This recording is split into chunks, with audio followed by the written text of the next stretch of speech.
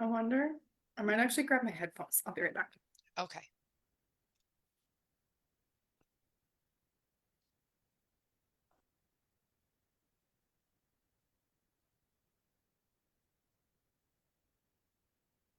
Hmm.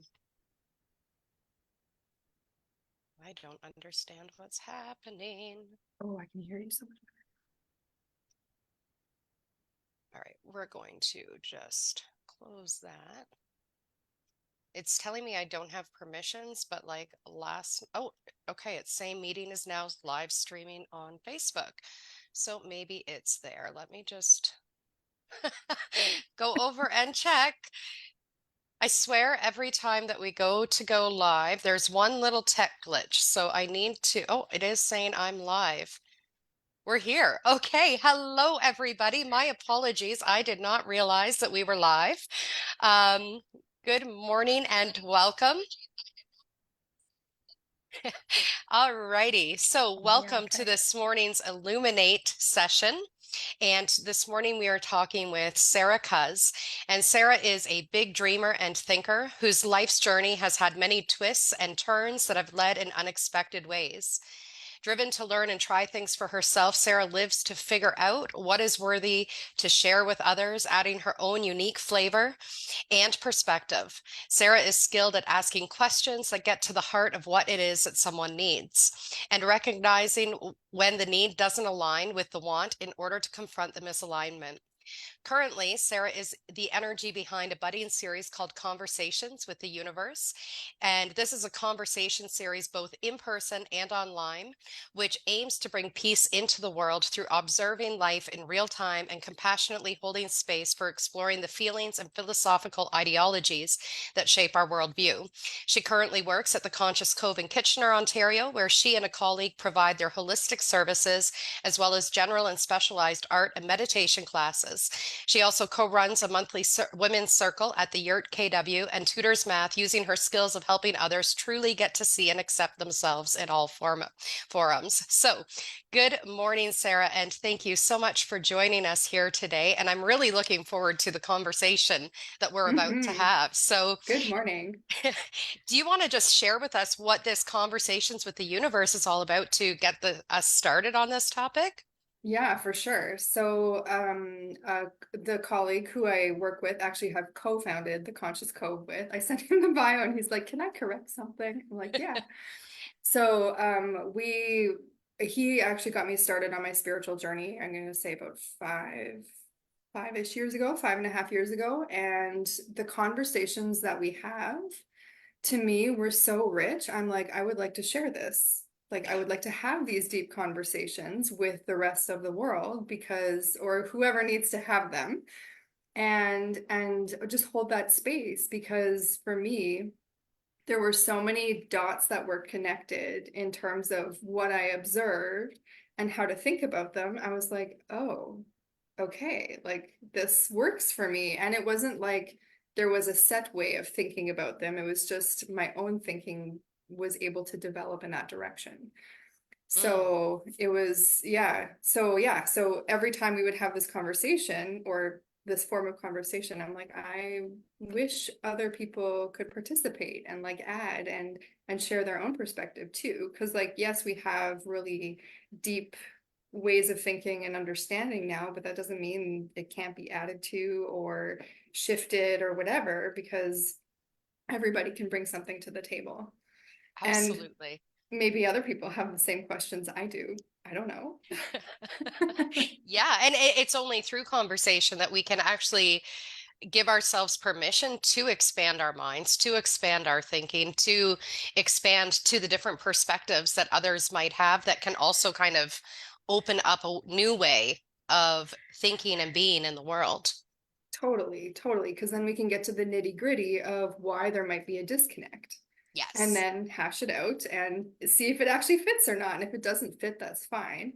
But at the same time, we've been able to work out where each of our thought trains go. Because I feel like you would have the same experience where in explaining something, I have like this. treasure trove of information that connects to the idea, and I say these 5 words, and then all of these assumptions are made about the idea I've just said. And then I'm like, wait, like there's all this down here. Like, give me a second to actually, maybe 5 minutes or 10 minutes to actually bring out all the details in Yeah. order to actually transmit the full idea. Because Yeah. there's this whole structure that I'm not sharing, but it's there and I know it's there and I've seen it in so many different ways and times that I'm like, I wish I could like take this idea and like put it in your head. Yes. Yes. And I understand about this kind of treasure trove of these ideas and kind of what's underneath all of that. Um, and wanting to be able to hand that all to people. But sometimes it's a much bigger package. And even sometimes when people bring their treasure trove to me, it's a much bigger package than what I'm able to take in at Totally. that moment. So it's like I got this piece and I still need to catch up and get all of these other pieces. Totally. Maybe that's why the speaking of it is meant to be slow, and there's meant to be that tone of voice and all of the other environmental things to help us take in the things that we need. Yeah. Yes. Yeah. And I actually think that that's a beautiful segue into the evolution of the personal philosophy because we can only take in so much at a time. And so Hmm. that actually is what starts that evolution of that personal philosophy. So where did you start when I know you said that you started on the spiritual journey, I think about 5 years ago. And what were your thoughts and beliefs kind of leading up to that versus where you see yourself now? So I would say that I was a very principled being. Like right and wrong were very clear, like very black and white, or Yeah. like I could filter things just one way or the other, and like it's not like that at all anymore. Like it is entirely gray. And um the I guess like I just got to see when I suggested this theme, I literally got to see that last week, like how much it's evolved. I'm like, oh my God. So yeah, that's probably the shortest way I could condense it. But there's a lot in there. Like a I fixed, totally understand. yeah, like a fixedness to how I was thinking. Whereas now I feel way more flexible and open to something that doesn't fit with me. Mm, yes. Yes. Yes, and I can understand when I was growing up, there was a very clear idea as to what was right, what was wrong, what was acceptable, what was not acceptable. And even as I stepped into my spiritual journey, there was still this kind of understanding of what was the right path to take and what was the wrong path to take, and what others should be doing versus what others shouldn't be doing, or what I should be doing versus what I shouldn't be doing. And it was like very like you said, black and white, where the evolution of it has just become like it all just is. Like there's Mm-hmm. no label on it, it just is. And it's Mm-hmm. my own personal ideas or thoughts or beliefs that I attach onto it that makes it become something that it not Yes. necessarily is. Totally. Totally. Our own filter colors it in a certain way, possibly not also realizing our own filters at one point were black and white. And now there's this Yes. whole array of color or gray or whatever, however the color spectrum shows up for you. But for me, like, yeah, like just the in-betweens and the different ways and the assumptions that I realized that I was putting on people, like how I Mm, mentioned earlier, like the assumptions I was receiving or and still do receive. It's like, okay, like I can't possibly be the only big thinker and dreamer to have all these details as to why I'm saying something. yeah. And at the same time, is everybody open and willing to share those details? Maybe not. Do they even Mm, know what details impact their behavior? Maybe not. yeah. Yeah. It's interesting because I feel like there's a lot more bigger thinkers and dreamers and people with these bigger questions, because I hear a lot of people saying, I have these big ideas, I have these big thoughts, I have these big dreams, and I want to have these deeper conversations. And yet people don't seem to know where to find these people, or perhaps we hold back going, is this a safe enough person for me to discuss this with? Totally, You totally. know? And I just wonder if more of us were to just go, yeah, this is my big idea. This is my big thought. This is my big question that I have right now. Would it just open the gateway for us to be able to do that? Totally. And I also want to say too, like I recognize the mountain of thoughts that may hold somebody back from doing that because I feel like that was part of my unraveling. Mm, So like in letting go of all of these negative voices or whatever's in my head saying no, don't do that, it isn't safe. yeah, Um I entirely understand what that feels like. yeah, And at the same time, like it's I love seeing that connection. I love experiencing that connection. yeah, And it also doesn't have to be that deep all the time too. Like maybe that first connection needs to be made. Like maybe that first conversation needs to be had. And then in recognizing that it is a safe place and this is how my voice gets treated or my ideas or whatever I have to share gets treated, I'm okay bringing more and more, but taking the chance initially yeah. is important. Yeah. And one Mm-hmm. thing I've always loved about you, Sarah, is you've often messaged me and have said, can I ask you a question?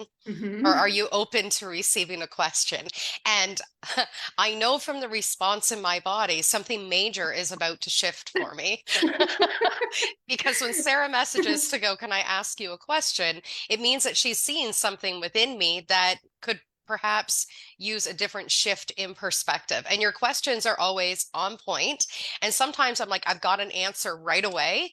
And other times I'm like, I can't even understand the level of this question right now. You Oh, know what I that's mean? so Like my funny. brain Uh-huh. just goes, Totally, totally. And that's the thing, like in those big conversations that I have with my friend, we do that. As much as we can remember, we ask permission to ask the big questions because Yeah, sometimes not everybody's ready. Like, especially what you just say, like that big shift that's coming with that question. Are you actually open to it? And it actually determines the alignment of timing too. So mm, if you're not open to it, if you're not ready to receive it, maybe the answer won't show up in the way you actually need to. So when I will always keep my question if you're not ready for it. And then when you are, I'm open to sharing it again, or maybe even the question has changed. yeah. Yeah. I love that you always ask that permission. And yet at the same time, I'm always thinking, you don't have to ask me like permission to ask the question. Like, I'm like, my soul is here for it. Yeah, that's fair. I'll probably always still ask. I think I said that before because Yeah. I'm aware that it can bring that. And maybe like you're in the middle of creation of something like you're writing or whatever, and it's not the time and you just want to wait till you're done. Yeah. Yeah. And I guess what's interesting too is in hearing how some people who I've had those conversations with and have introduced that idea to, even bringing that to like everyday family life. Like you have a family member, you want to tell them something, but they're in the middle of something, and simply just asking the question, even if they're in the middle of something, allows them to pause and turn and actually give you attention. Yeah. And it's like, okay, now we've made the connection. Now we can move forward. And until that's there, then oh my God. So for me, one of the things that really shifted from who I was growing up to who I am now is in asking that permission. I don't have to force anybody to make that change right then when they're not ready. And Mm, seeing how even just the littlest of details being asked about, or perhaps, I mean, I don't even know. I'm thinking of like really difficult questions, like, yeah. um, I can't think of an example right now, but growing up, like asking something that might be really awkward in front of other people. And maybe like the person not being ready for that kind of question or even providing the actual true answer to that Mm, question. yeah. I'm sure I've done stuff like that where it's the most innocent thing coming out of me, not realizing where I am or who I'm asking and what's going to come from that question. Well, and it's And a very then, childlike behavior to do. I know my yeah, kids have put me on the spot asking me questions at inopportune times or at times when I don't have an answer prepared for them at the level in which they're currently at. So there's been times where I've said, that's a great question. Can I come back to you with an answer? And sometimes I'm like, I don't even know the answer to that question. Like, what made you ask that question? Just to kind of see totally. where is the kind of questioning coming from? Yeah. Yeah. So to recognize that shift and to allow the space for either that person to be ready or for, even the change to be ready. Because maybe like just that attention that's required can allow the change to happen right there, as opposed to like being shoved through the misalignment of whatever the scenario is. Yeah, So yeah, that's something that I see as a big shift. yeah. Totally. And so when you're asking these questions, I always get the feeling it's like you're not making an assumption about what the answer is. You're not making an That's assumption of right. what needs to change. You're just simply asking a question. And it almost feels like just going, hey, here's a key to this door. Do you want to unlock it? You know what I mean? Yeah, yeah.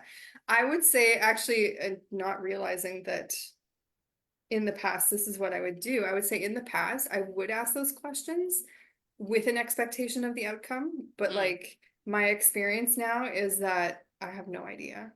I have yeah, no idea what that other person's going through. I might see a snippet because like of course on social media like there's this, trail of stories that I might see in someone's life, but is it the whole thing? Probably not.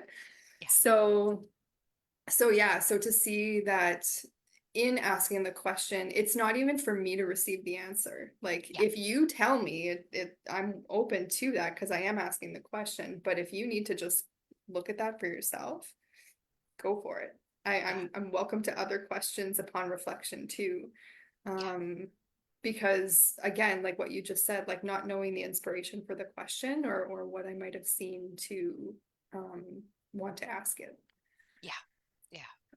And so, do you tend to ask these big questions of yourself as well, or do you wait until you and your friend are able to kind of connect and have them reflect back to you what these questions are?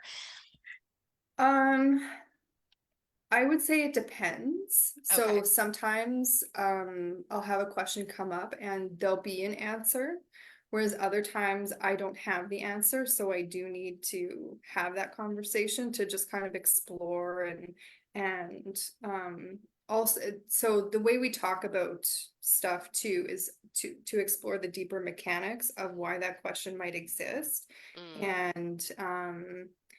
and also where it might lead. Like there's some places where I'm like I'm in a fog, I don't know where I'm going, I just need like a hand to reach in and like lead me in some direction, and like I said, if it fits in with my understanding, then I can talk about it, and if it doesn't, then more questions come up and I'm like, okay, well, I've heard them say something perhaps contradictory before, so maybe I misunderstood what they said, and there's just like this it's just really hashing out what my understanding is of what they're bringing to me. mm, And it's really nice to have that space because I'm here to develop my own understanding that's unique about this world, and so is everybody else. yeah, So how can I help, like what's been given to me, how can I give that to others? And as I'm using it for myself, like really learning how to just say, I need a few minutes to sit with this, or like to also recognize that I'm part of the dynamic space in that conversation. yeah, And and we both give each other pause. Like if we're not ready for the question, or if we say something that just starts a thought process or even an emotional process, then just allowing time and space for that to complete before actually continuing with the conversation. yeah. And so you were talking about what are the mechanics underneath the question. So can you kind of explain what that might look like or how that looks Um, in your perspective? okay, yes. So, of course, you've talked about human design with me before. So I'll say knee deep into human design. I feel like I'm just in this massive pool and trying to sort through information. But the Yeah. study of it is the mechanics of life. So not only am I looking at somebody's experience through that lens, and the questions are coming to me through that lens, it's also looking at the mechanics of how things flow. So, if somebody perhaps has a fear, or if I have a fear, I'm looking at the fear as though, is it actually my fear to have? Or is this something that perhaps has been given to me based on experience in life, and then the people who've been close to me who they naturally have that fear, but it's not necessarily for me to hold on to, it's just for me to witness. And um so in recognizing what's here, I do my best to look back at how that might have originated. So is it normal, or is it correct, I suppose, for this person to experience this? It feels like it's misaligned in some way, or maybe it is correct and something just needs a shove forward. Yeah. And how might that have arrived? So oh, the only example coming up right now is quite extreme. um Let's go with an extreme example then. okay. There's a um reason it's showing up. yeah, so there's somebody I know who's caretaking for somebody else, and who's a bit older, and I know that that person has experienced some trauma in their life, and they're in a care home, and there's been some incidences where they've had interactions with other residents, and it's basically it's not entirely, but some of it's because of the location of their room. So where they're staying, not ever it's a locked space. So if they're looking for a way out, this person's at the end of the hall. So when somebody gets to the end of the hall and there's no door there, they might walk through whatever door is Mm. there. Yeah. So in conversation and learning about the scenario, um there's they have the ability to lock their door. So there's measures that the home has taken to try and block people from going in, but the people who are going in are aware enough to get through those measures. So there's been a conversation about locking the door. Yeah. And in in the setup of the space, the way the lock works is they have full capability of getting out. They literally just have to push the handle down. After the door's been locked, it unlocks, and then they can leave. And then whoever's caretaking, so whatever staff is there, they have keys. So there's no reason they shouldn't be able to get in. Yeah. But in my mind, having an understanding of, sorry, so in this explanation of the door, the locking mechanism, they have no interest. They're like, nope, don't want the locked door, like, don't even want to talk about it. Like, they have no interest in using that setup to protect themselves from people coming in. Okay. And in thinking back to what their experience might have been in younger years, experiencing the trauma that they experienced, like maybe a locked door was part of the reason the trauma happened. Yeah. Yeah. So, in remembering that, it's like, okay, well, it may not seem logical in this scenario, but there is an entirely logical reason why this person has this fear of Yeah. not wanting to use the locked door. Absolutely. Absolutely. And I can over the past 2.5, 3 years, I've always kind of looked at my life and how it shaped my reactions now. But over the past 2.5 years, I've dove so deep into understanding every single response, emotion, aspect, part, everything. about everything I've ever done, which has been incredible because it's like, wow, this whole place is so divinely planned. Like it's so intricately interlocked and works so beautifully. And I know that I've had such big responses and even illogical to the outside world responses because of what my life experiences have been. Because whatever that thing is, that locked door, as in your example, it does tend to lead back to something from the past that our Mhm. mind is still holding on to in such a deep way and going, this is happening all over again. And then we start to take on these reactions to try and control a situation that's reminding us of this trigger from back here. So it's so intense and so intricately woven. Yes, yeah. And it's curious to me too. So this person is an ancestor of mine. Okay. So to see the way that that's impacted all of the relationships down the line too. Mm, So how, and of course it's not passed on directly, but there's always like this, it's like the duality of things. So this person's behaving in a certain way, so this person behaves in a way to connect with that because they had no choice, and then they bring that behavior to me, and then I end up behaving in a certain way to connect to that person, and it's like, wow, like all of these things that play together exactly as you said, like it's divinely interwoven. yeah. And to change, I guess what's been shocking about also the development of how I witness things is how changing something internally in my internal world directly affects the external world, like right away. Yeah. Like that's wild. I would never have believed that that was possible back Yeah. in the day. And now I'm like, it's the only way. Yes. Yes. And it's so funny because there was so much time and energy wasted on trying to change the external world before I would allow my internal world to be at peace. Right? And by simply reversing it and going, I'm going to bring peace in here. I'm going to meet all of these parts in here that are feeling wounded. And then everything out here starts to shift. And even the Yes. way people show up starts to shift. The way you Yes. show up with others starts to shift. You're no longer kind of holding people under this contract of you're the bad person or you're the good person or you're this or that or whatever. It all starts to shift. So I love that you've had that experience Oh too. man, like and layers of it too. So I learned my three modalities in like in order. Like of course I didn't learn them all at once, whatever. Anyway, so the first one, oh I know where I was going with that. So like the first one that I learned was actually a I want to describe it as a modality that like helps people get out of stuckness without needing to know how. So I didn't know where I was stuck.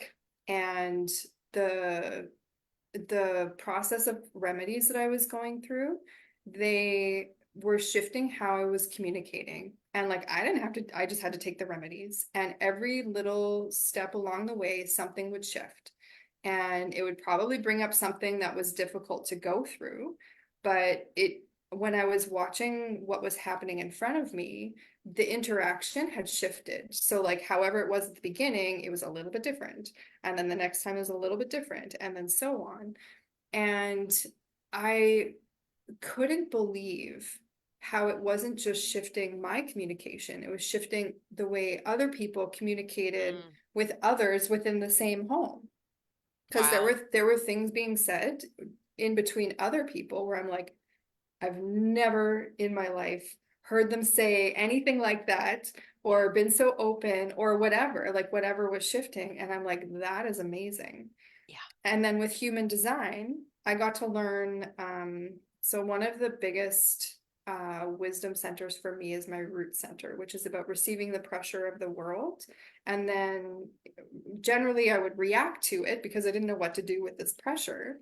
Yeah. And then when I learned I got to respond to it and choose the pressures that were correct for me, Mm, when I chose with awareness, I got no pushback. And I was yeah. like, what? Like usually this is just this emotional upheaval of like, why don't I do this or I never do that or whatever. And they just received it and went, okay, and left. And I was like, I was like, I want more of that. Yeah. And then with compassion key, um, it's like it was like the remedies, but faster.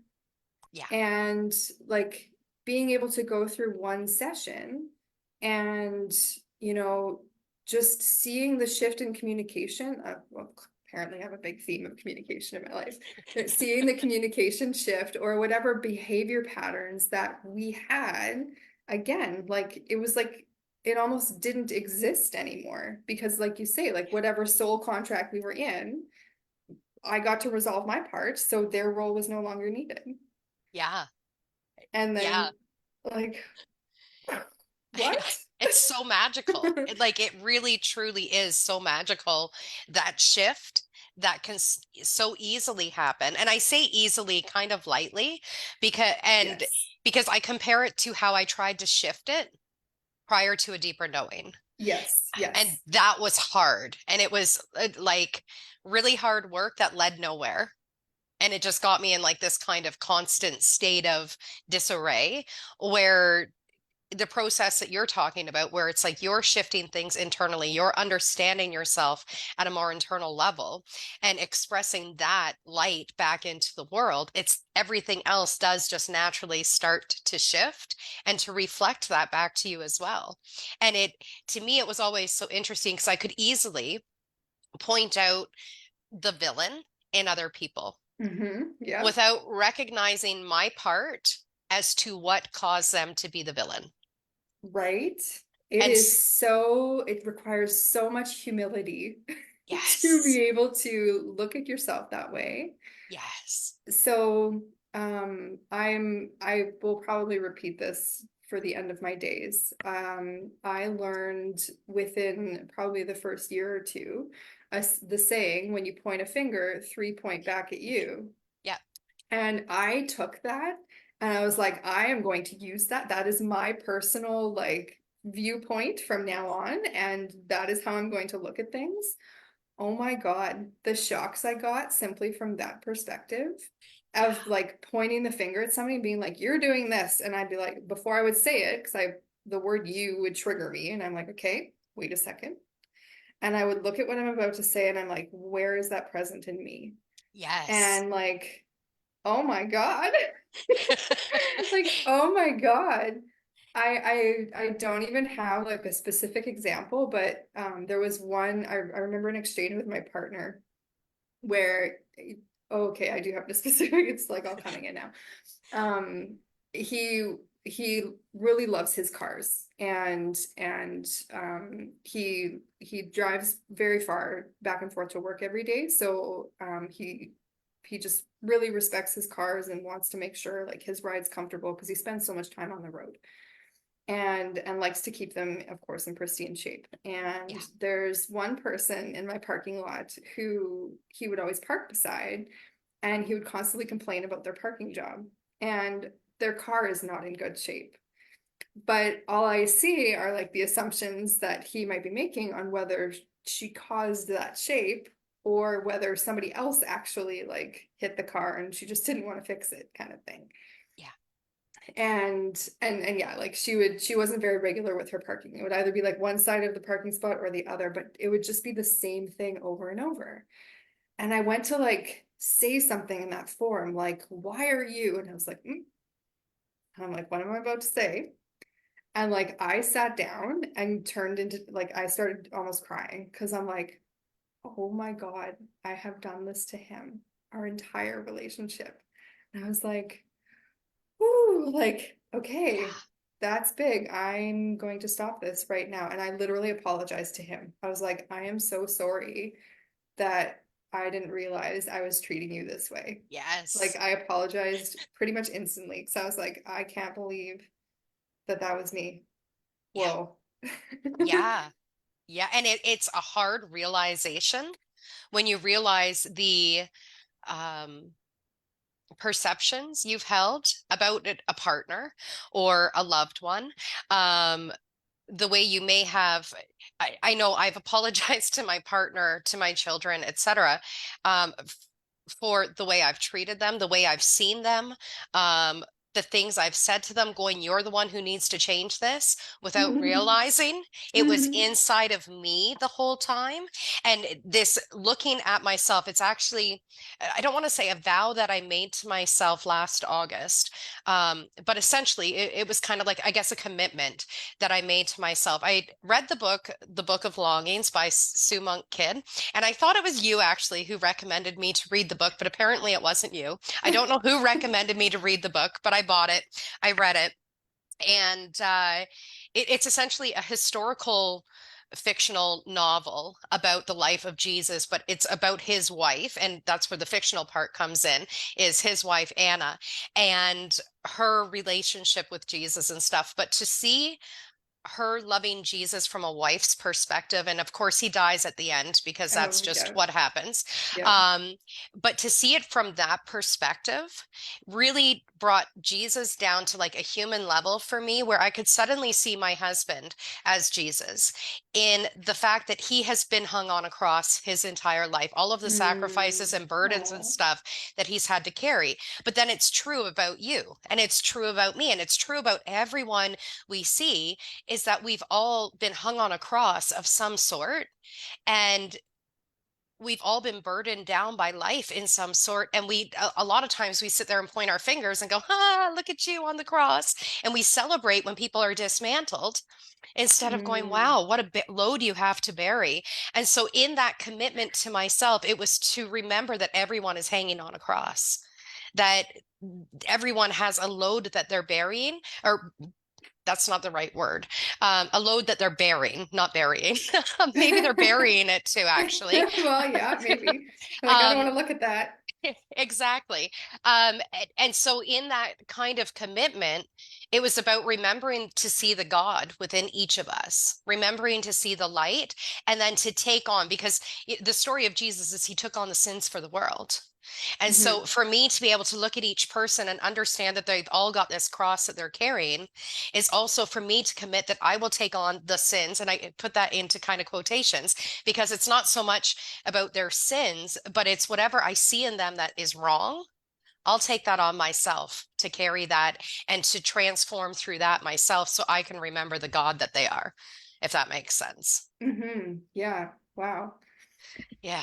So what, how then has life shifted for you having that perspective? So magically. Like, um, it has opened up with my husband and I, the the level of depths of conversation that we can have with each other now, to be able to bear witness to the absolute truth of who each other is, and to give each other permission to show up in this world in their, like, in our ownness. Do you know what I mean? That in itself has been such a gift. And then in other relationships, there's some relationships that still have a struggle, but I can still hold them from a space of love while they're also working through their own stuff, without going, we need to have a relationship here. And then there's other relationships, one in particular that I had a really difficult time with for about 12, 13 years, of just like, were like this constantly. And after I made that shift, after reading the fictional book, it allowed me to see how much I was like Judas in the situation, constantly like condemning and hanging him on the cross and, oh, you're wrong, whatever. And it was understanding that part of me and allowing myself to own that, to go, wow, I was the vindictive person there. I Hmm. was not remembering their innocence. And when I was able to go through that, I actually sent them a message and said, hey, can we meet for coffee? I think it's time we sit down and have a conversation. And so the first time we went to meet for coffee, they didn't show up. So I just left, and they apologized and said they had forgotten whatever. And so there was a little triggered part in me going, see, I'm still the one who's doing all the work, you know? And then just owning that as well and going, well, maybe they're scared. Maybe Right. I've been such a villain in their life that they're too scared to show up right now.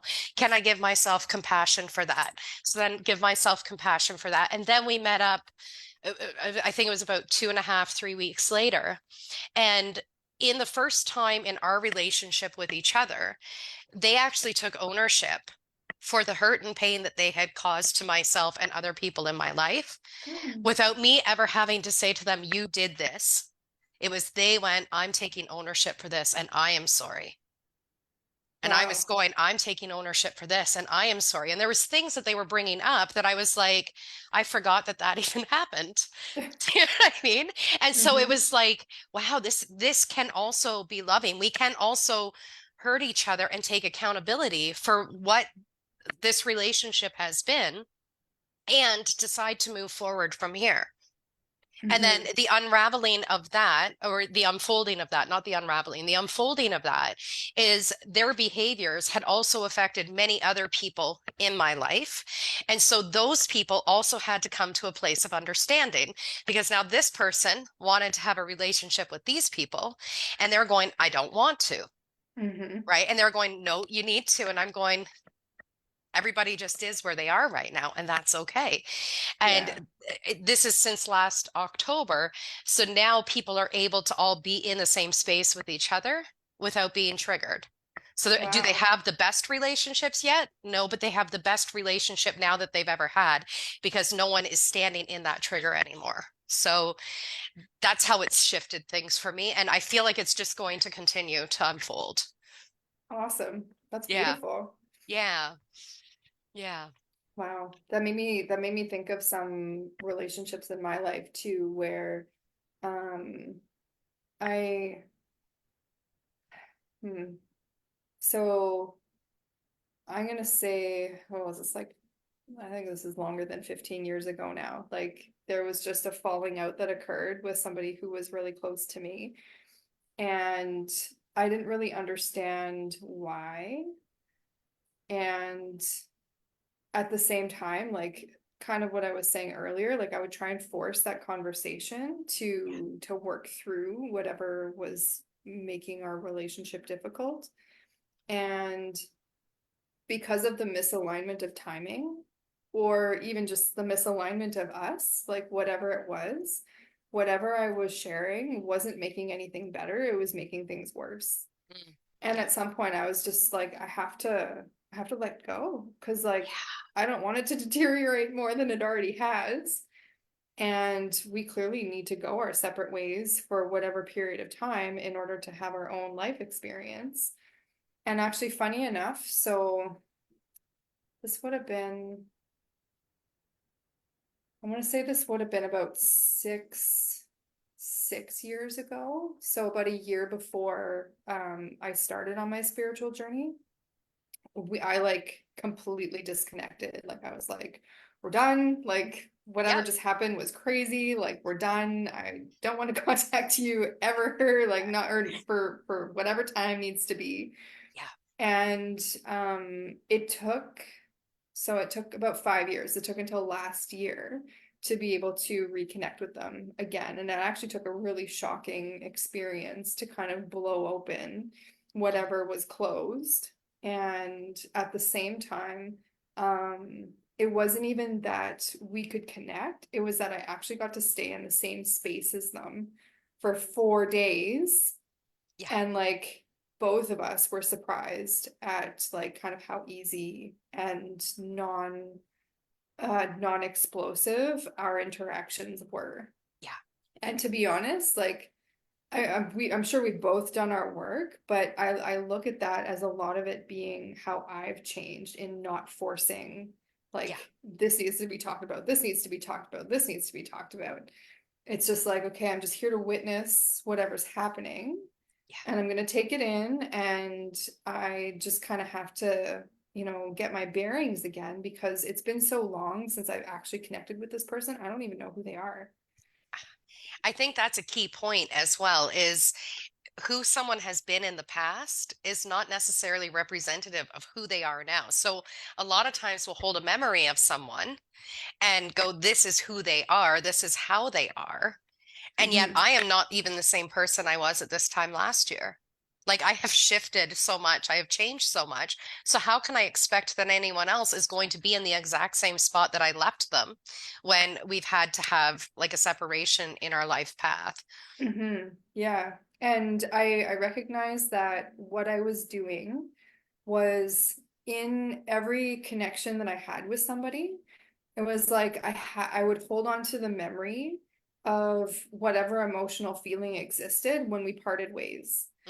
Yeah. And it was like I expected that we both would stay in that emotional memory, but then coming back together, I was always in that place, but nobody ever was. And I was like, did everybody just forget? Like, this wasn't a big deal to anybody else, but it was a big deal to me.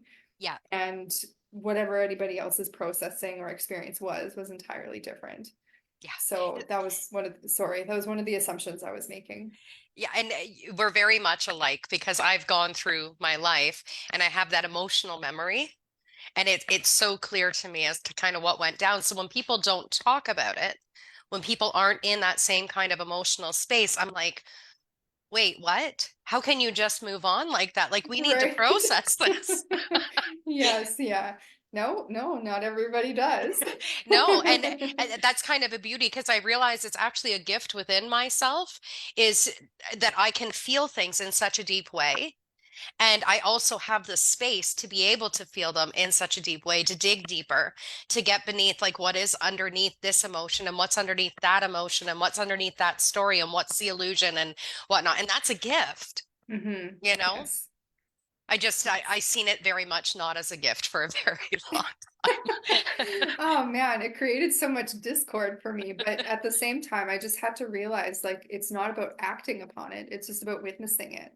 So Yes. like if there is maybe it's not saying never acting upon it, but maybe there's a different way than simply in this moment right now, we're gonna hash this out and I'm choosing when we fight as opposed to coming to meet. And that's been that idea of coming to meet and like finding out where somebody's at and holding that space, like that's been a game changer. Like Yeah. in my teaching, in my pardon me, yeah, in my teaching, in working with clients, like just finding out where they are Yeah.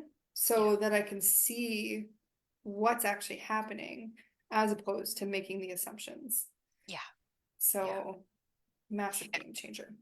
Yeah, it's such a beautiful gift to be able to offer people to actually meet them where they're at rather than an assumption of where they should be. Or Hmm. even I've had an issue with seeing the potential for people and then judging why they aren't stepping into that potential. Oh yeah, me too. Totally.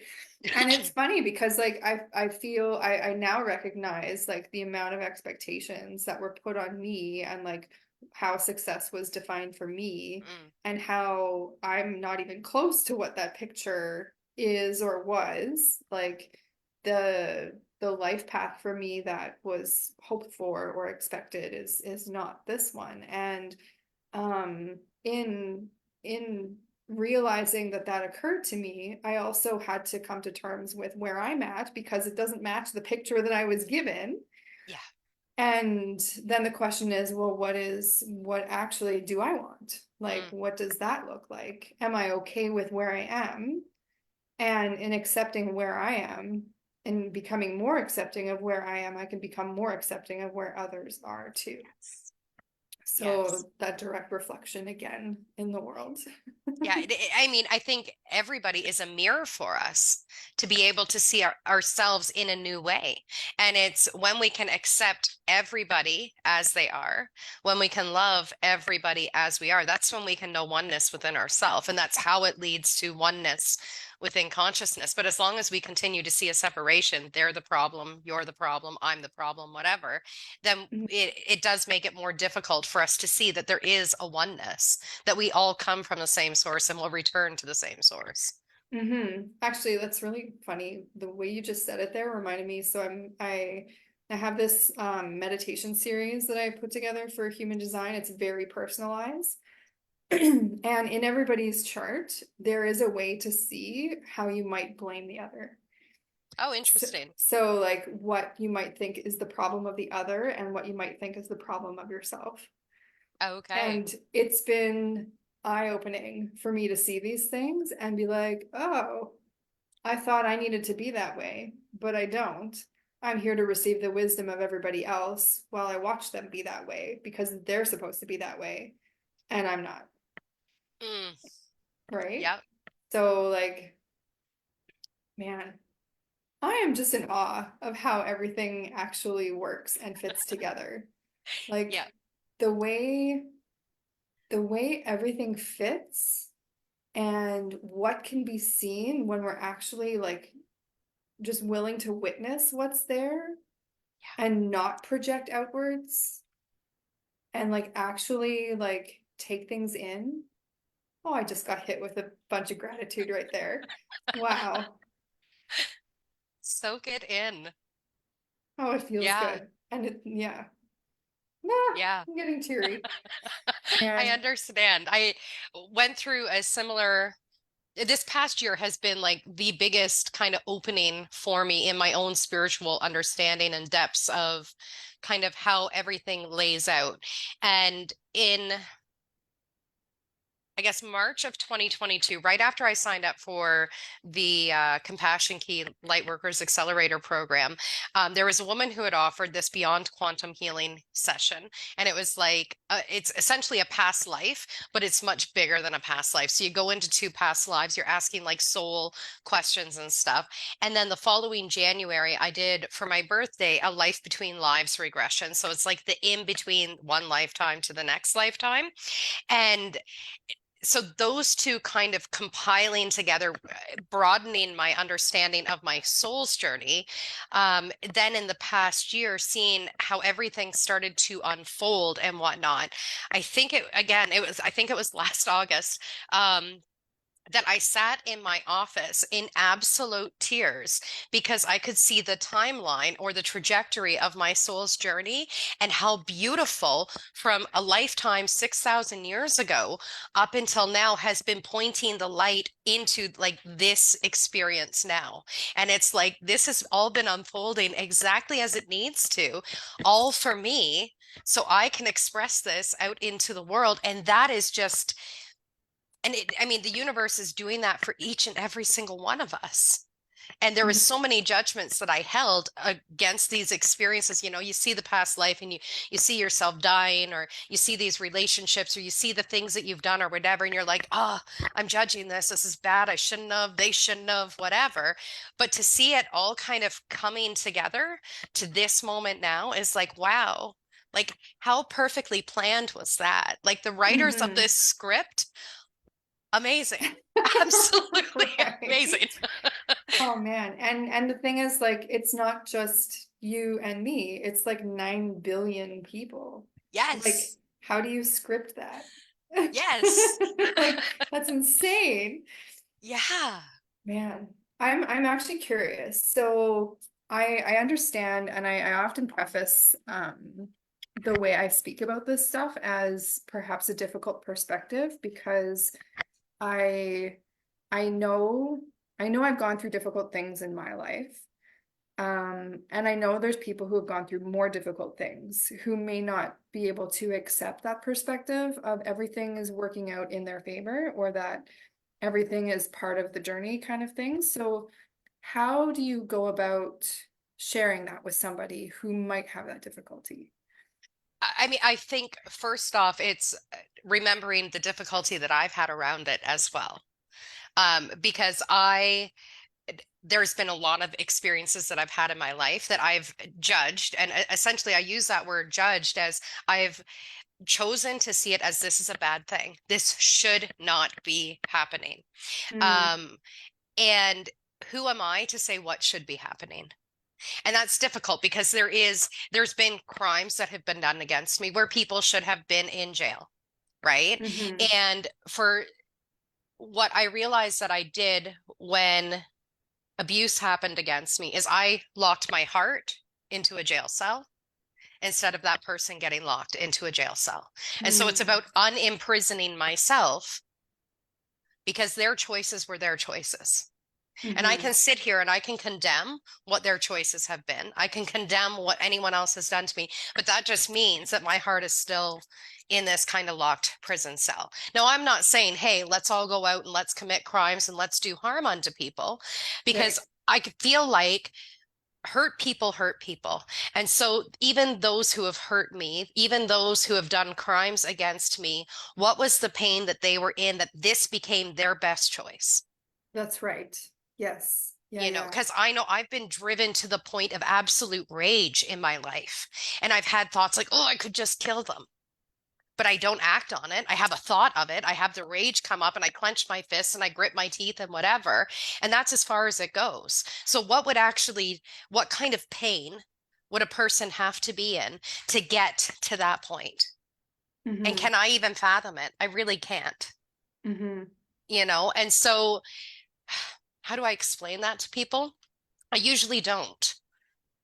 Like I Mm. usually let them be where they're at, you know. My youngest has been a big teacher for me in that he'll come home from school and he's frustrated with like how kids are being or whatever. He's annoyed, he's had a bad day. And at one point in time, I would be like, "Oh, well," and I have a video of him saying this last night. I had Shilpi on last night talking about motherhood, and she said to me, her kids asked, "How does your children deal with having a spiritual mother?" So I asked Odin, like, "How do you deal with having a spiritual mother?" And I got a response from him, which I want to post after we're done here today. Um, but when he'd come home from school, he'd be in this kind of mood, and I'd be giving him advice from my perspective of like, you know, this person might be going through this, or, you know, you're receiving it this way, and da da da da da. And he really got even more annoyed at me for trying to give him an enlightened perspective as to what was happening. And I said to him at one point, like, what would be a better way for me to support you with this?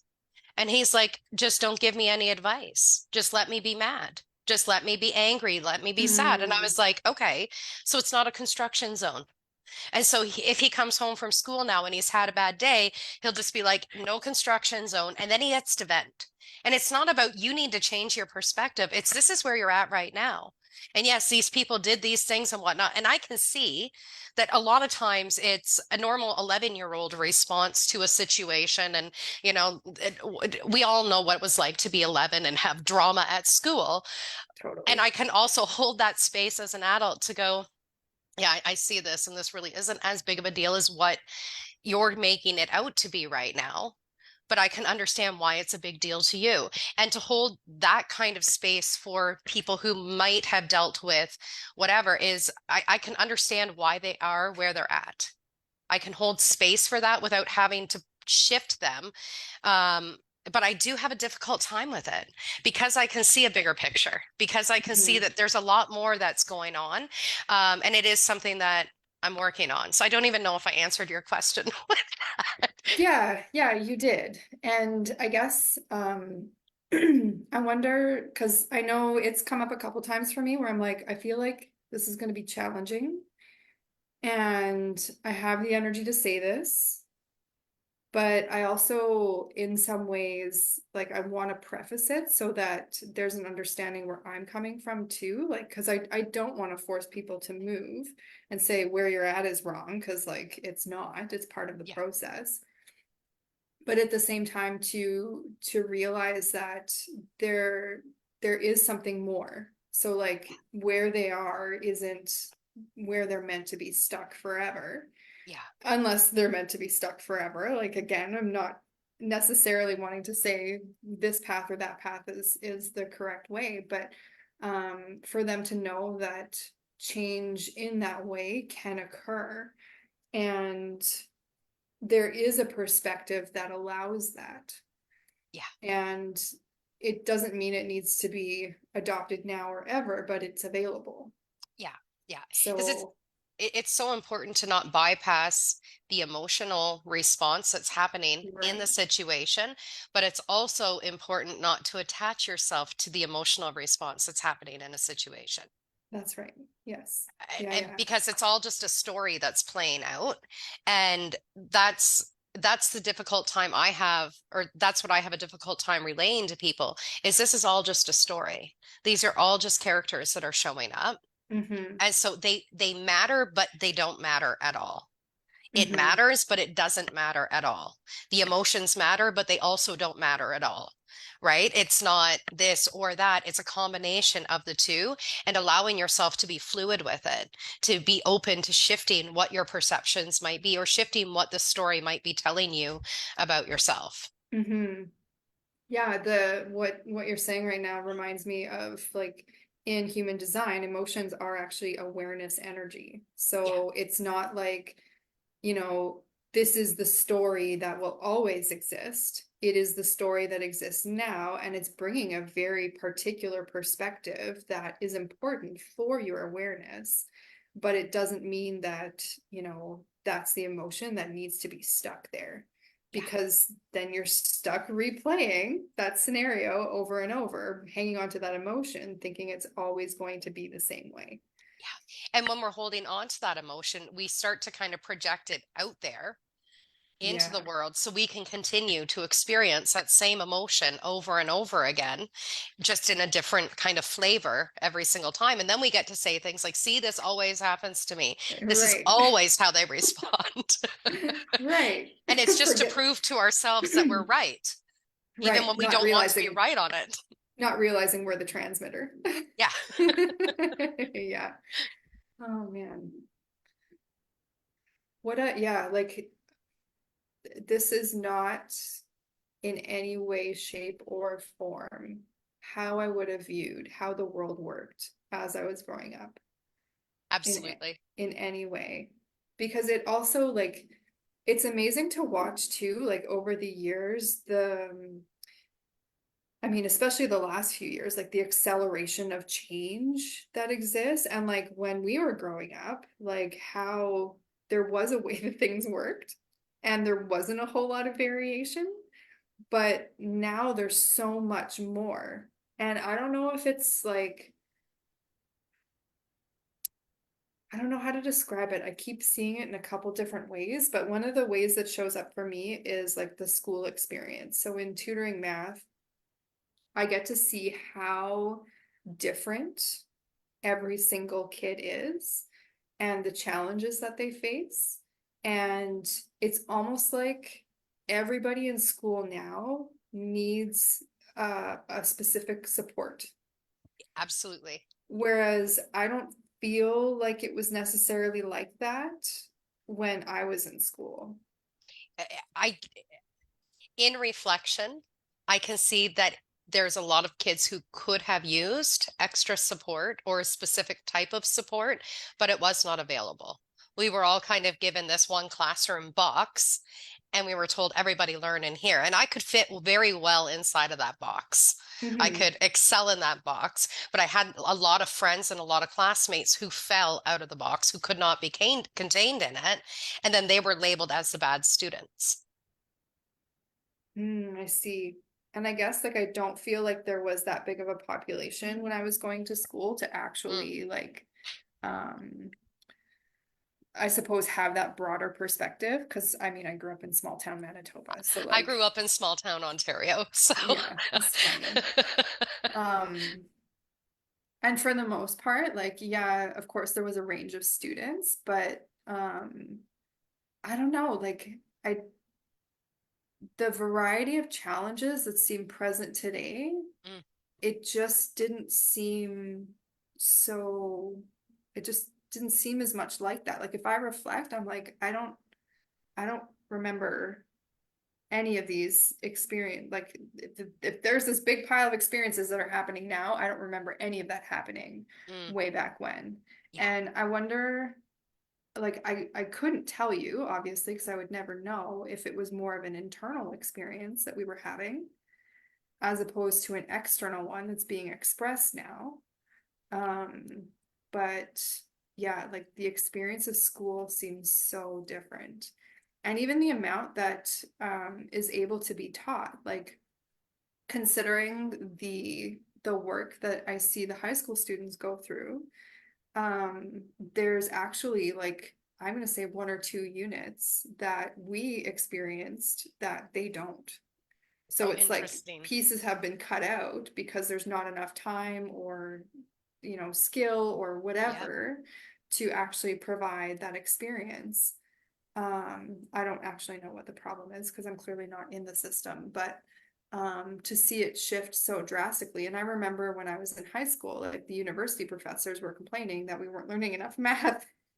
Like our skills were proficient enough to actually like support the math that they were going to teach. So there's like a middle math course that needs to be taken before, say, a calculus course in university Yeah. nowadays.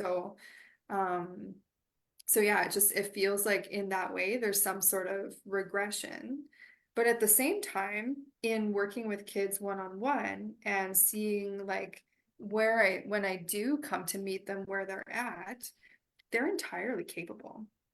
Yeah. Like there's little pieces that they need in order to actually be able to succeed, but for the most part, the kids that I work with, they like learning. Yeah. They're just stuck in a place that doesn't support the way that they learn, Yeah. or whatever relationship with the teacher is unsupportive to like there's one student I was working with last year, like he was failing, and I was working with him, and I'm like, you should be an A student. Like you have no idea what you know, Mm. and it's just not encouraged. Or Yeah. the relationship with the teacher is disheartening enough for them to like entirely give up and not know how good they are.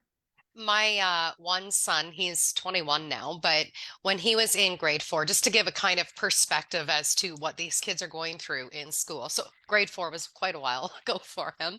Um, but I went in for the parent teacher interview partway through the year after the report card had come home or whatnot. And the teacher looked at me and said, "You're going to have to remind me who your student is." And I said, "It's Bailey." And he said, "Okay." And then he's like, "I need to look at my notes. I don't remember who Bailey is." And I thought, okay. And I was feeling a little bit triggered. And he's like, "What you need to understand is half of my class is at a grade 1 level, and half of my class is at a grade 12 level. And Bailey's in the middle, so he's just getting lost. Nothing about him stands Wow. out to me." In grade 4. In grade 4. And I thought, so what chance does he have in this classroom then? Because if Wow. you can't look at any student, and I feel like it's a lot of these average kind of students that get lost along the way because they're not excelling, but they're also not failing. They're just kind of getting through the day and whatnot. And so I ended up saying to the teacher, like, Bailey was always a very artistic, very creative, wanted to direct movies kind of kid. So I was like, you guys have this newspaper. Could Bailey possibly present the news to the classroom? Like that would be an opportunity for him to shine. And so the teacher took some of those perspectives and ended up, he actually created a play and Bailey got to star in the play and la da da da da. So Bailey got to shine. But if I had not said that to him, I don't know that the teacher would have actually been able to see that this child also has gifts. Do you know what I Mm, mean? yeah. So, and I feel like for a lot of the teachers, and of course, I'm not a teacher, but as a mom of students that we just graduated at our public school after 17 years of being there. So I feel like I've got enough experience at this point to speak on the Totally. subject. Um, but I think the teachers are overwhelmed. Oh, There's 100%. such a spectrum of where all of these kids are at, and there's a demand from the government and stuff of this needs to be taught. They need to know this. And the Totally. teachers don't have that creative ability anymore to be able to teach things. I remember when I was in school, we were learning about like I don't even remember what it was. I don't remember what we were learning, but I remember we got to learn how to make our own fish and chips. And the teacher actually had gone out fishing and like fished all of the fish out of wherever they went fishing. Wow. And we got to learn how to make fish and chips. When we were learning about different gases and stuff, we learned how to make our own hot air balloons. And so we all made hot air balloons and they all floated around the classroom and stuff. And it was like, we had such engaging learning opportunities where now I find a lot of it is like paper and pen or the Chromebook. So it's Yeah, hard to engage an excited learner when you have to totally. just get these kind of earmarks done in the eyes of the government. Like these, yeah, And I don't blame the teachers at all no, because no, similarly I see that. It's like how, first of all, how did anyone succeed while teaching elementary and junior high kids online? So there's that. Yeah. Like, Yep. how did anybody succeed? I don't know. And but that's what I mean. Like it's like each kid almost requires like a little bit more. And like in the past, it was like the teacher was the authority and would decide. Whereas now it doesn't it doesn't quite feel like the teacher's in the same position that Mm, they once were. And at the same time, like the needs of the kids are so like I want to describe it as like the differentiation is occurring anyway.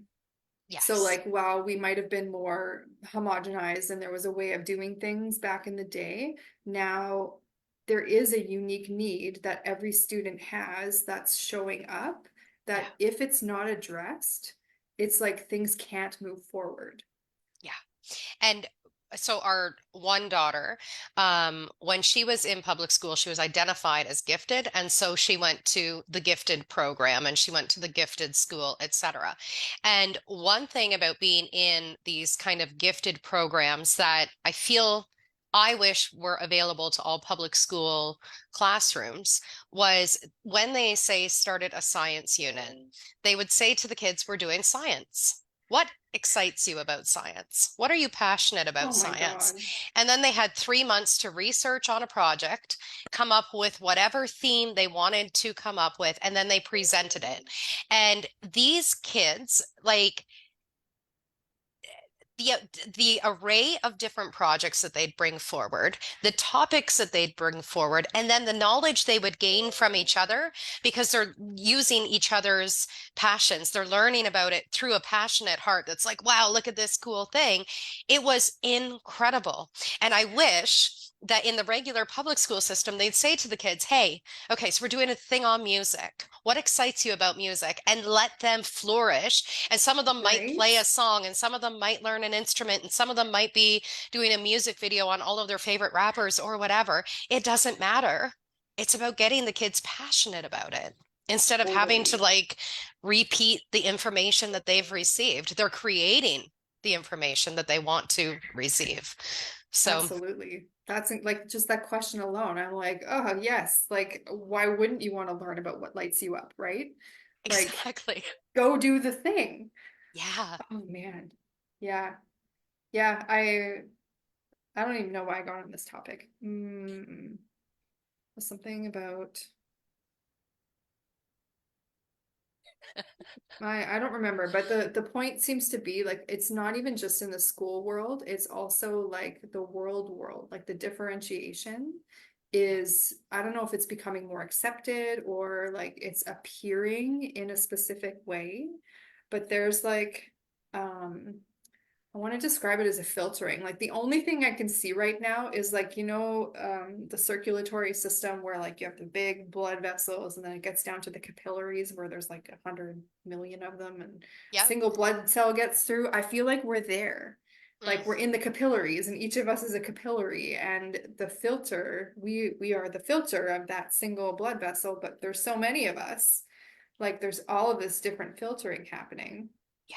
And the connections that we need to make are so important to be able to filter the right things. Yes. Yes. And I kind of remember now how we got onto that conversation because you were saying about all of these different kind of changes or expressions that are happening in the world. Like it's changing at this rapid rate. And I question because I feel like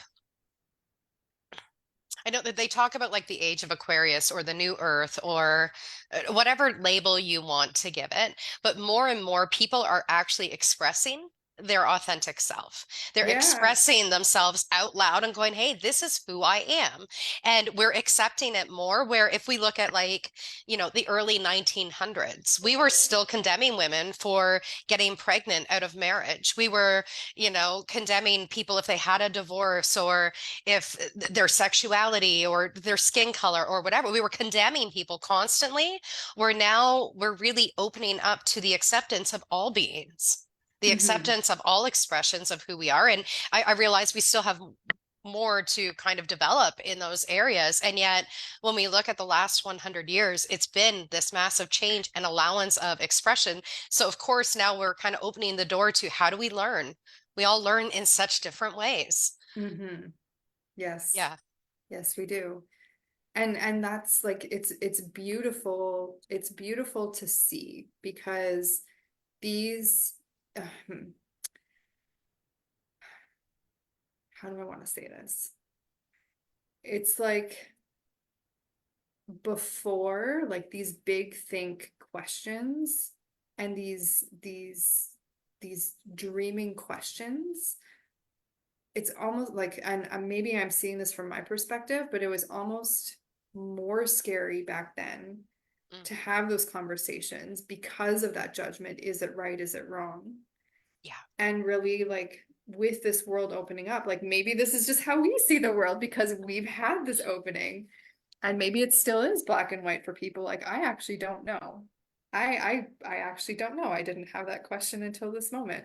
Um, but to me, it appears like with all of these different perspectives that are now way more open, what what more don't I know? What more don't I see? What even with somebody who may not, be as open, but is still willing to have a conversation and can bring a perspective that still kind of fits the old paradigm. It's like, what's important about me witnessing that Mm, in order to further expand my understanding of things? Because if this is coming to me, why is it there? Like, yeah. this is important for me to witness, open, closed, this piece of information, that piece of information, difficult, easy, loving, again, difficult. Um, what is there for me to take in? And it seems in some way like it can be really self-centered to look at the world that way, but it's there's this idea of selfishness that has always been there. Like this it's okay for me to be selfish, it's okay for me to do this thing for myself, Yeah. that I feel like I've been opening up into in different ways, but that nugget was always within me. So if I'm going to be centered within myself and be selfish and be able to do this thing for me so that I can then do something for somebody else, how do I deepen that cycle? Mm, So like the more that I take in for myself, the more I can give, like the more I yes. have to complete this interaction or that interaction. And actually, did you post something about that the other day? The giving, Mm, something about giving. I did post something about giving, like on my Facebook page about like it's not about us receiving it back from like, if I was to give you a bunch of flowers, Yeah, I don't yeah, need to receive flowers back from you, but it will at some point or another, it all starts to come back. But I feel like even as you're talking now, the selfishness, and I hate that we have to call it selfishness because the word itself has such a connotation to it, and yet it's totally. it's like it's okay to be selfish, but in that you actually open your capacity to be able to take in more of the world and to give more to the world in that kind of quote unquote selfishness. Yeah, so actually in connection to your post, that idea of like giving and receiving, I want to be able to give and give to the world and receive from the world in the ways that I need to, so life can just flow through me. Yes. Because what else am I here for? Yeah. Right? Like, what else am I here to do other than to have these magical interactions with every single person that I meet up with, to be able to take in exactly what I need from it, to be able to give later on. Yeah. And I've even experienced this, was it? I can't remember in which direction that it went, but I'm pretty sure I had this one student who was she was only in my world for a very brief amount of time. And actually no, I think I received something. I had a shocking experience that came from the outside world, and I was just kind of jostled by it. And then there was something about that experience that I felt like I didn't communicate that experience, but I had the emotions and whatever energy was flowing through me at that time. And it was like I needed to receive that shock in order to pass it on to her because there was something that she was able to receive from it. And it was just this energetic stream. And I'm like, I don't even know what just happened, but something got passed on. And again, she was only in my life for a very brief amount of time. So there was something really important about all that we were sharing in that brief amount of time. And it wasn't even like I necessarily had words to say that transmitted the energy. It was just me picking it up here, entering into the space with her, and then she ended up carrying the ball at the end of the day. So like witnessing that to me, it's like I'm just here to move things around. Like we Yes. pick it up from here and we put it over there, or it gets given to me and I throw it that way or something. I don't know. Yeah, it has to be in like this circulation constantly, whether it's energy or money or time or connection or whatever. It's a circulation of it, not hoarding it, but Hmm. just going, okay, how can I give this back in whatever way? And I think also recognizing that every single interaction that we're having, whether it's with the birds, with the people, with each other, with books, with even the TV shows or the movies that we're watching, every interaction is adding something and we can give something from that. Totally. Oh my God. This entirely opens up the conversation towards. So I've been a huge gamer in the last few years, Okay. and I've been able to witness my own experience through how I'm playing the game. So Yep. my attitude towards the game and the things that I'm thinking and the choices that I'm making are entirely reflective of where I am in my life at this time. Yep. And as my gaming has changed, like different games have shown up to show me something different. And it's wild. It is Yeah. so wild how that shows up. Yeah, I mean, my family gets kind of driven nuts by me because I turn everything into like a spiritual philosophy. It's just what Yeah. I do. We watch a movie and I'm like, oh, the message, and blah, blah, blah. And they're like, Mom, it wasn't like that. And I'm like, but it was. We're playing card games and I'm like, oh, it's so interesting. Like the one card game we play, it's called Trash. And you start off with 10 cards and they're all face down and you pick up a card. And if you have 1 to 10, then you get to flip over that card space and you put your 1 to 10 in those card spaces. And queens and jacks are always trash. Kings a wild, so you can put it in whatever space. And then eventually, like if you get all 10 spaces filled, then the next round you're down to 9 and you try and get down to 1. And the more you actually receive, the more you start giving to other people because you don't need the 6 anymore. You don't need the 10 anymore. You've already gotten it. And I'm like, this is a perfect philosophy for life because what we've already received, we no longer need to get. So we can just give it off to someone else because we don't need it for ourselves anymore. And they're like, will you just play the game? I entirely relate to that. That's so funny. It's like, Mom, just keep it mundane. Like, can you just be boring for a second, please? But it is just how I process things and how I can relate to the world and how the world makes sense to me. And I feel like all of these things, whether it's video games or card games or movies or music or whatever, that it's all here to kind of help us on our journey. And sometimes we can go really deep into it and we can, create deeper meanings from it. And sometimes it doesn't need to be like that. So, Totally. yeah. Totally. I love that. And the cool thing too, so one of the things I've done here and there, I actually have one scheduled in September, is an embodied watercolor class. So Okay. essentially like I do a guided meditation at the beginning and then there's a painting that comes out through watercolor and the idea is just to follow the body. Like don't think about it, just paint. And what's so cool in each of those classes is that there's a message in the painting. That's the entire point. It's like what's there to be seen that couldn't be seen before.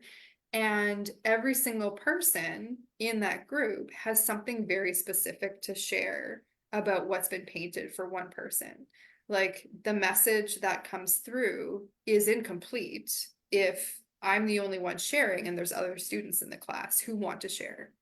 Yeah. Or if only one person is talking about a painting and there's other people who are witnessing other things, like all of those things make up the message that that person is supposed to receive. So like I'm, however, I might experience, say, a song or whatever's going on, the video game, all of these things, because I basically look at the world. You described how I look at the world pretty much. So, in bringing that observation to somebody else, and again, this is where the conversations have kind of it been inspired from. It's like, what does somebody else see in my experience of that, that both I need to hear and they need to witness? And there's all these little exchanges that, you know, need to occur. They don't need to be forced. They just need to organically happen the way they're supposed to happen. But in that exchange, what can be given, what can be received, what's important, and then we go and live our mutated life now that we've received the information we're supposed to get from each other. And just like the worldview shifts a little bit at a time. Yes. So yeah, I I agree. Like there's people in my life that are just like, I'm not self-reflective, but you are, and that's great. And I'm like, well, all right. Yeah. Yeah. And it's interesting because I'd say, 10, 15 years ago, I'd almost carry a shame if someone like reflected that back to me where they're like, yeah, I'm not interested in that. And I'd be like, oh, now there's something wrong with me and I should probably retreat into my little cave and then, just not share this part of me anymore. And being able to embrace that part more and to just be like, yeah, this is actually just who I am. Like, I'm going to celebrate me now because this is who I am, you Right. know? Yeah. Yeah, yeah. Yeah. Well, and that's the thing. Like maybe there's something about how they need to learn to give people space too, to just be, or there's just a sweet interaction that needs to occur between you, like Yeah. whatever. Yeah. I see you, you see me. Yeah, we're good. Yeah. And like, oh, this is just how you are. This is how I am. And we can still work within that. And I feel like over the past, well, especially like in the 2020 to 2022 kind of era, there was a lot of hard structure around those different kinds of perspectives and not allowing a flow or a fluidity of different perspectives to happen. And yet, I feel like now on the other side of that, we're also starting to open up to that fluidity again and that understanding and that acceptance again. Totally. Yeah, I remember having a conversation with somebody where like because of that hard and fast kind of line of like this is right, this is wrong. I was asking them, I was like, okay, so do you not think that people have like this rich experience of thinking? Like, do you think that they base their decisions on nothing? And I mean, the I guess it's been really curious to witness the decision-making process and the information that's been transmitted, because we also have to decide for ourselves like what Yeah. is true and what is meaningful to us, what is the thing that's important. And for me, I was watching kind of the flow of information and how um in some ways there was like just enough information to make an assumption but not enough information to actually make a calculation, and in other ways there was important information being transmitted, but it was also being muddied by either leaps of faith or again inaccurate information. So like both sides were incomplete, and I'm like, well, this is a mess. Yeah. And it's both sides were incomplete and both sides were absolutely correct. Right. That they can both exist at the same time. And I feel like that's all I needed to learn in that whole time period is that this too is correct. And this The, too is correct. And this too right. is correct. Because there's so many different life paths. Like there, what's the quote? There's 1,000 ways up the mountain. No, there's 9 billion ways up the mountain. Like there's Yes. that many ways up the mountain. So in order for us to have our own evolution, we have our own choices to make and our own path to walk. And that was very hard for me to accept, because I'm like, oh my God, like my perspective makes me think that other people are putting themselves in certain dangers. Yeah. and they're looking at me the same way, having a different perspective. And the beautiful thing is we're all scared for each other because we love each other. Yeah. Like there's this fear that we're hurting ourselves and we're potentially hurting others in many different ways. And like to see that fear as a reflection of the love that exists within each of us, I was like, well, that's kind of really beautiful, but we're treating ourselves really poorly in trying to communicate this. Yeah. Yeah. And yeah, I was really shocked at how this person like was able to like basically accept up to a point that, you know, we might all have ways of thinking or living that are entirely different and, you know, entirely misunderstood because of our singular perspective that we have. And yet they were so like steadfast, like, I'm right, everybody else is wrong. And I'm like, how do you make that leap? Like, Yeah. Yeah. how do you even know? Well, and it's a very humbling idea to go, it's okay if I'm wrong. Yes.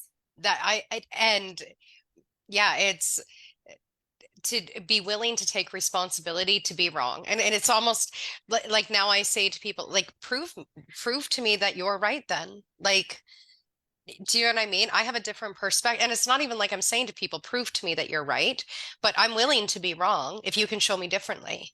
I understand my perspective.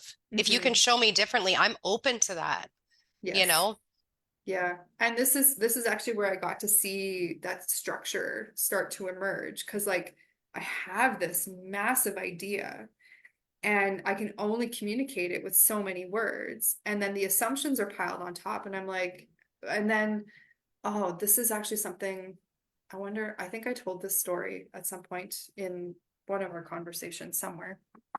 But I had an experience with um someone really close to me where one day we had a conversation and we there was essentially somebody there also very close to me who was kind of mediating because I can get quite passionate and at the same time um that conversation was actually really fluid and smooth, so like I felt like I was able, thanks to the mediator, to take a pause and like recoup myself and also like see where my assumptions were being made and to be able to address like the pieces as if we were like meeting specifically to have this conversation. And then the next day, it was me having a conversation with two people, and the mediator wasn't there. But it was going so fast that I forgot I was making assumptions. And all of a sudden, I ended up in no man's zone because like there's this weird landscape energetic change that occurs for me nowadays, and I was like, whoop, I'm somewhere that I didn't end up wanting to be, and I went too fast and here we are, and oh shit, what's going to happen? And sure enough, there was a bit of an explosion in terms of how that conversation ended. And I was just like, man, we just had a really great conversation yesterday. And it's funny because like the conversation that I was having the second day with, it would have been the same person as the day before plus another, and all I was actually really trying to get to was their wisdom in terms of how they were seeing the scenario.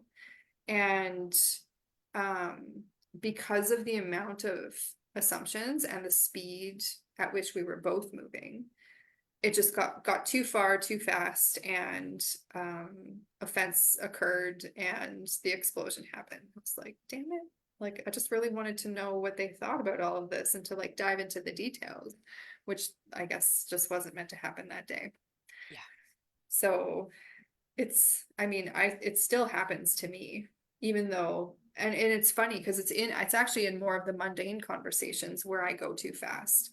Whereas Mm, these more in-depth spiritual conversations, like it's like I'm more willing or I'm more practiced at taking my time and holding space. mm, Whereas like the everyday stuff, it's kind of like I still treat it the old way as much as I try not to. Like I have to bring my awareness into that again.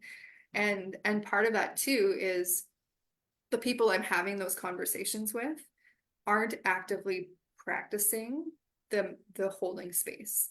mm. Yeah. So like that's something that I willfully practice with the people I have spiritual conversations with. And it's almost like there's this agreement in order to do that, to have those conversations. So it is a safe space. Yeah. Whereas in the mundane conversations, that's not something that's necessarily, talked about or agreed upon. It's like the conversation just rolls. Yeah. When sometimes in the mundane conversations, that space is required.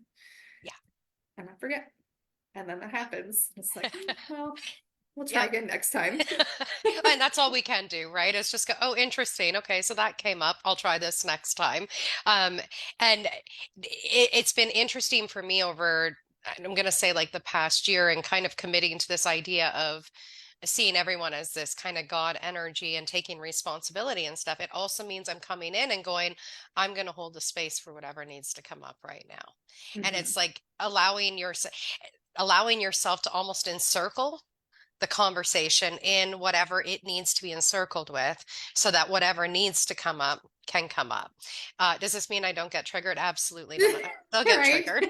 But I had an experience actually at Christmas time where I felt myself being triggered. And then in that moment, I was trying to hold space while being triggered, while recognizing what parts of me had a story to play. And then I could see down into what life experiences were creating that and the energy that it was bringing up inside of me, which was like, I was like, wow, this is profound. And I had to leave the table to draw a picture of it to be able to like express to anybody, like, this is what I'm seeing in my mind right now as this is being talked about and triggered and whatnot. I can see these Wow. parts. So that was a really cool experience, even though I was totally being triggered, but I wasn't reacting in those triggers in that moment. I was drawing a picture of it instead. So That's so cool. That sounds really expansive. it was because then it allowed me to kind of, I'm going to say, disentangle from the trigger and to recognize these kind of parts that were showing up and realizing that even these are not me. The essence of who I am is this space that's watching all of it and not this and not the trigger and not the story and not the past and not what's even happening now. I'm beyond all of that. So yeah, That's so cool. I yeah. freaking love this stuff. Me too. I have Yeah. so enjoyed talking to you today. Oh, it's been We're like an wonderful. hour and a half in, and I know I told you it would be roughly an hour. So, as one final question for you, if you could share any wisdom with the people of the world, what wisdom would you want the world to know today? Oh my goodness. I would want them to know that there is a place where a place, space, time, people, there is a right place to be where they can be seen for who they are, what they bring, and at the same time,